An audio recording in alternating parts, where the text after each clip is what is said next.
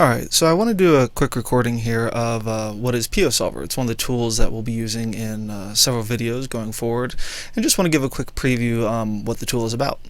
So we're starting off here with a basic question of what is PioSolver. Two main points here I think that are worth mentioning.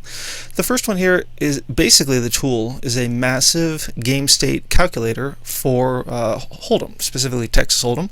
The variants can be limit Hold'em, no limit Hold'em, and then the developers added a feature that covers one of the games that I play in most commonly, which is spread limit Hold'em. And we'll talk about spread limit in some other videos, but those are kind of the three main games that it goes ahead and does massive game state calculations for. When it does an actual calculation, or kind of talk about what exactly it is calculating about the game state, it's computing or computes equilibrium strategy. This is also commonly referred to as GTO or game theory optimal, but I have grown to like the definition of equilibrium strategy, and I'll just go ahead and kind of paste something in here and we'll just talk about it for a second. And this actually comes from a Wikipedia article about Nash equilibrium, a little bit about game theory.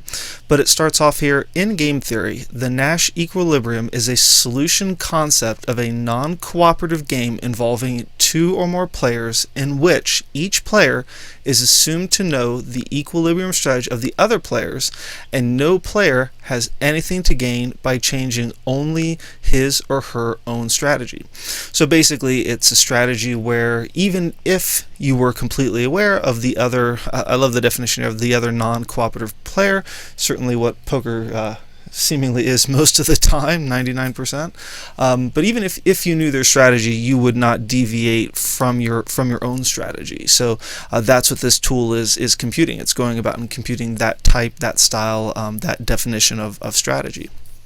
So that's kind of, I think, probably the most academic I want to get about the tool in and of itself. And really, I just want to kind of move this screen over and just want to kind of jump right into showing you what the tool is about.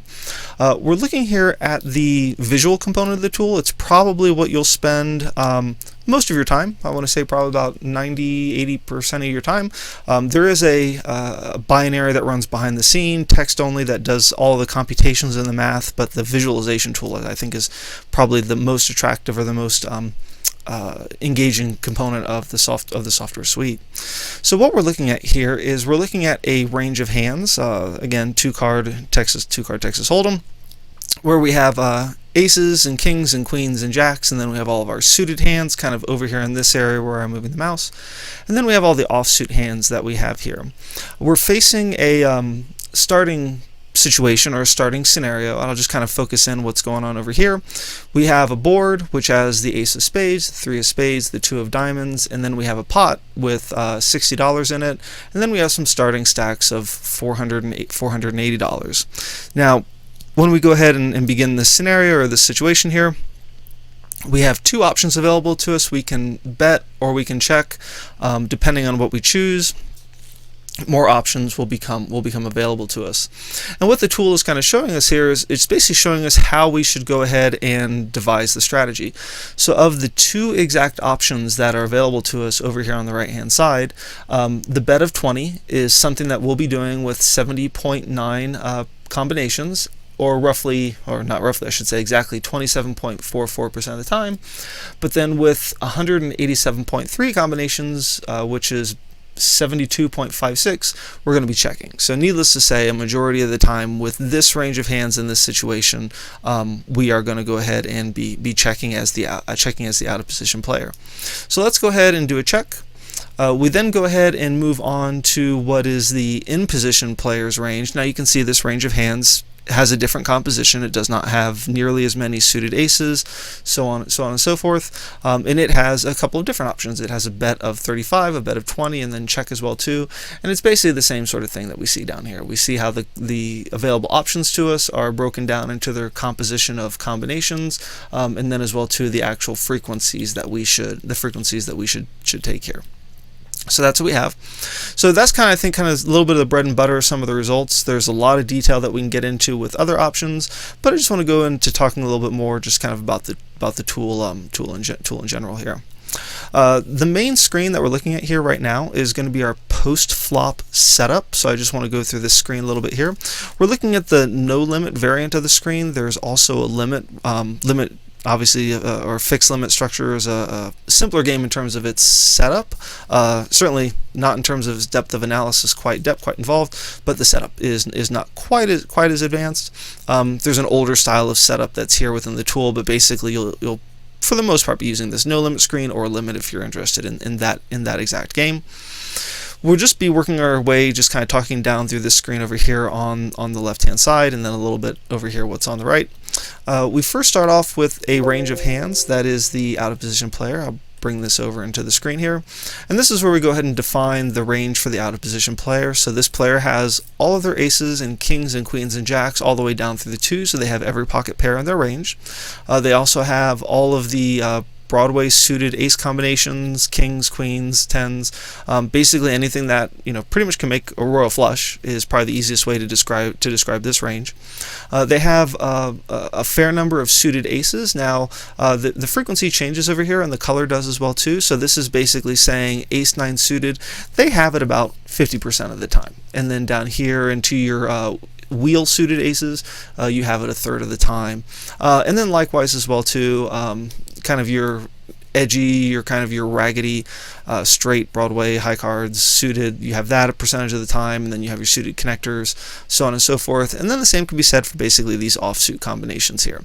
And what this range is trying to represent, the tool itself is really geared for more heads up, more one-on-one style of plays, but we're constructing a range here that would be kind of a composite range, I think is the easiest way to say it, where if you have somebody that limps and then calls, well, they're obviously always going to have these strong hands here, but kind of out at the periphery, they could go ahead and have a combination of these hands here.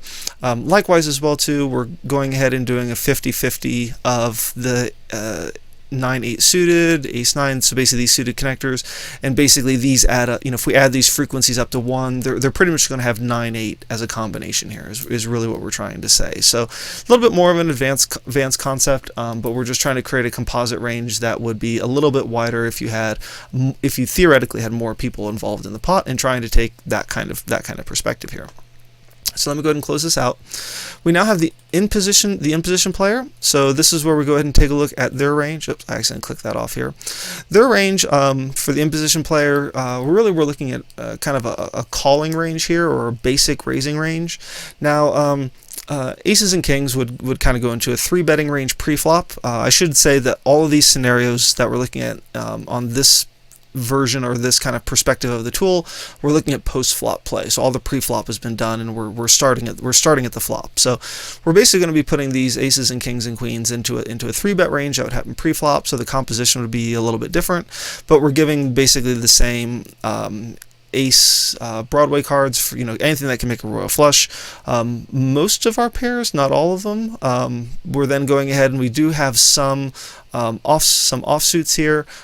This is an older version of this range composition. I think some of these actually, like this king jack off and this queen jack off, has come out, so don't take this range as gospel for anything. Yeah, this is an older one, but it still serves for purposes, so we're talking about the tool.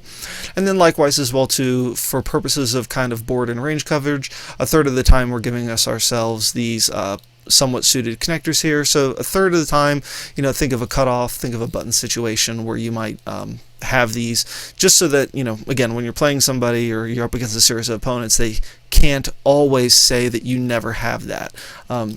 Like 9 deuce suited, or 7 deuce, so on and so forth. 10-4 off. You're very rarely going to have those in a range that you're given. So we just throw these in here for board coverage in range composition, but that's kind of what we're doing for in position. So let me cancel out of here. So we go ahead and for purposes of building out the analysis, we have a board, so we could go ahead and select what the actual board is. We can kind of turn these off and then select, for example, queen of diamonds, jack 9, whatever we want. We can choose the actual board that's here. We give ourselves a starting pot. In this case, it's 60, and then we'll go ahead and give an effective stack. So what we're trying to say is we have this board, a starting pot of 60. We're basically giving 2 bets for this, and then an overcalling of a 3rd bet here on an in position player. So that's 3 times 20. That's going to be our 60, and then remaining stacks. If we started with a $500 stack, we have 480. We have 480 right here. So we'll pick up a little bit of speed as we talk about this right through here. We have some boxes, and this one is flop, turn, river, and IP stands for in position, and then likewise we have a flop, turn, river for out of position. So we define what the available bet sizes are for each one of these flop, turns, and rivers, what our raise sizes could be. We have the ability to add all in, don't 3-bet, and then likewise we can bring same or similar values down here to the out of position player. So what this does is this logically develops all of the options that go into the tree that we looked at the opening. So what the tree is, let me click over here to the browser tab.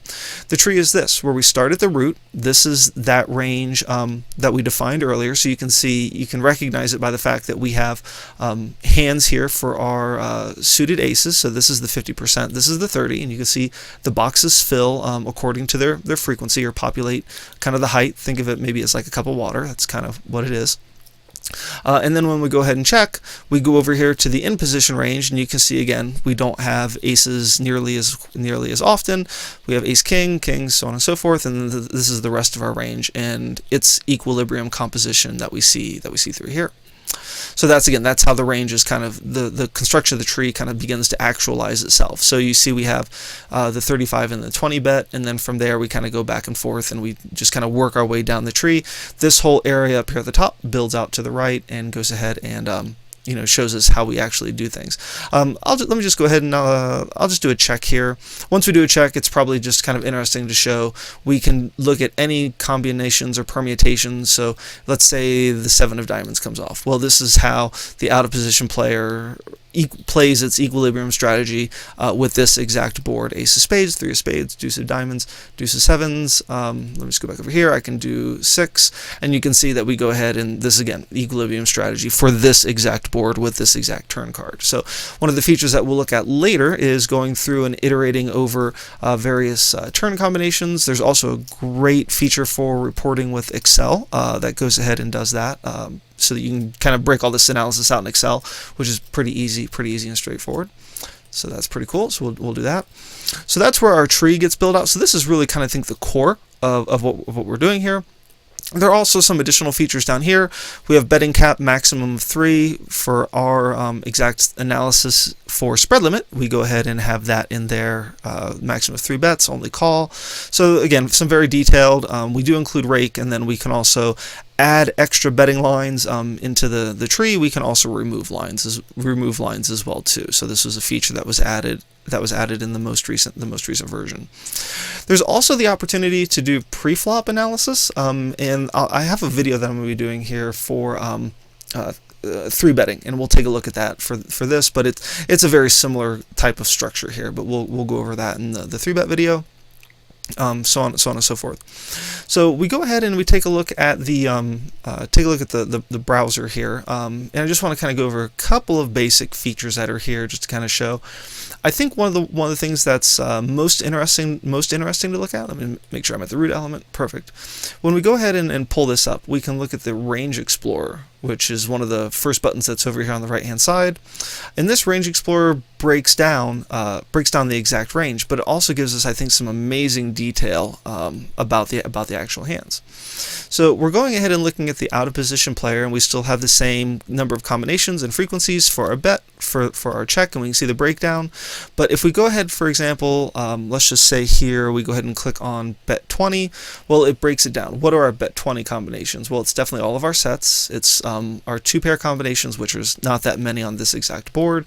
It's all of our top pair, or quite a few of our top pair combinations, our under pairs, and then you can kind of basically see that these the colorings here are oriented towards the equity of the exact holdings. So that's what we have over here, which is our EQ. We can change this to a rescaled EV. Won't go into this, but it's basically EV, so that makes other analysis pretty much easier. So again, you can see top pair are definitely hands that would get the bet 20 from out of position here. And then we also have another calculation that's here as well too, is EV divided by equity, which is basically your equity realization. So the hands that we have here I think this is actually pretty interesting, and I'll talk about this in some other videos, but it's basically how often do we not what our equity is, but how often do we actualize that the equity and the expected value. So how often basically does it come in for us at a high frequency, at a low frequency, so on and so forth. But I think that's pretty interesting to look at. So we'll just leave it on. We can leave it on EV. I mean, these all serve different purposes of analysis, so on and so forth. But it's basically, you can see here, when we are betting 20. We look at our top pair. We look at our top pair combinations, which is a majority. I mean, that's 21.9 combinations out of a total of 27.4. So when we look at that, and we look at our sets, I mean, these are the clear value bets. Likewise as well too, king high. I mean, that's definitely more of a bluffy oriented kind of thing. So on and so forth. So that's kind of what we're looking at here. So let's go look at all combos. Yep, great. So we have all of our combos here through this exact range. So the Range Explorer is an extremely handy tool that breaks down what your range is, and quite frankly, all the math behind it. Just showing a few of these tools. This is where I go ahead and say that PioSolver is a massive game state calculation tool. So if we have an ace high board, we look at the value of our aces. If we calculated this with a king high board or king queen, so on and so forth, it would compute the game state for your range, the composition, and how multiple ranges can go ahead and interact with different board structures. So again, this is where kind of the game state tool, or the game state concept comes into play. You can also do other things here too in this main interface. You can go ahead and clone. You can look at the range of out of position, in position, so on and so forth. So what is the actual EV? All of those kind of things. Let me see your strategy. So yeah, that's actually pretty handy. One of the things I do think that is pretty handy. Let me just go ahead and pull up a turn here. Let's just go ahead and do. What do we want to do here? Let's go ahead and do jack of. That's a little interesting. Let me just actually switch over to this right here. Okay, one of the things we can do from analysis is we can do a run out or hotness. I'm just going to bring this over here. Great. So what this is doing here in terms of the run out or hotness, out of position equity. Great. What this is doing is this is basically computing the equity for all of the turn permutations that are available to us. So you can see, for example, 3 of clubs or 3 of diamonds or 10. So you can basically look at how is the entire deck running for us in this exact spot. We can look at the out of position EV. Again, this is a very low EV spot. Likewise, in position is pretty much the opposite. In position equity, green. Of course, green is good. In position EV. Okay, jacks are good cards. Let's see here. What's not so much. Lower cards are not. Certainly any Broadway card that turns hits more of our range. Hits more of our range in a stronger fashion than it does the out of position player, which has a wider range. So I think the way of looking at this is basically a thought process of what is a good card, what is a bad card, so that when you say, or you hear somebody doing analysis say, this is a good card for him, this is a bad card, this is a good card for that range of hands. Well, this is a tool that breaks it down and shows to you exactly what it means or how those good cards, bad cards come about. So that's pretty cool. There's a lot of other detail that's here, but I think those are kind of the main highlights in just terms of showing the tool, some of the basic features, and how some of those can be used for analyzing hands and ranges and how everything interacts. I think I'll go ahead and just kind of pause it. Go ahead and kind of cut this one short. It's been about, let me see, requiring about 18 minutes or so. There are some other detailed videos on YouTube, specifically from the makers of the software, that go into every exact feature, but I just want to do a quick overview to kind of show how the tool composes itself, what it's used for, and again, I think some of the most common things that we'll be using it. If there's any questions, thoughts, ideas, please let me know and be happy to hear from you. Take care, have a great day.